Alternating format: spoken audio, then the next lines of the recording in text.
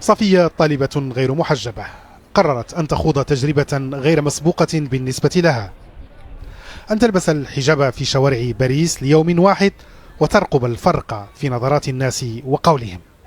التجربة لم تكن سهلة على الإطلاق.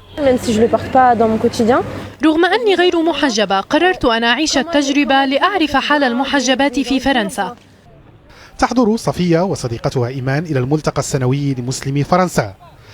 في دورته 33 يبحث الملتقى قضايا العيش المشترك. الشعار هذه المرة اختير بعناية كي يناسب دقة المرحلة. معا نبني المستقبل.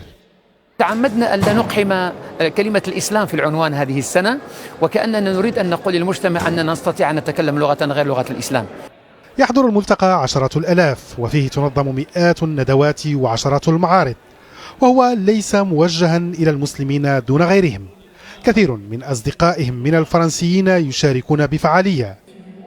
محاضرات باسكال بونيفاس مؤسس معهد العلاقات الدولية والاستراتيجية في باريس تحظى بإقبال كبير. صاحب كتاب المثقفون المزيفون يدعو المسلمين إلى عدم الاكتفاء بدور الضحية. خطاب الضحية يحصرك في دور واحد. يجب إدانة التمييز، لكن دون الاكتفاء بخطاب الضحية الذي يؤدي إلى السلبية.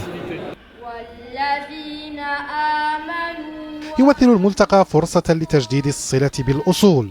هنا مسابقة في تجويد القرآن الكريم، كلمة بيت المقدس، وهنا تعديل للبوصلة لكي تشير إلى القدس الشريف.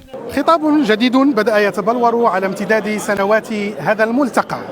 لا يكتفي بالتنديد بالعنصرية والإقصاء، لكن يبحث أيضا عن مكامن الخلل في الذات.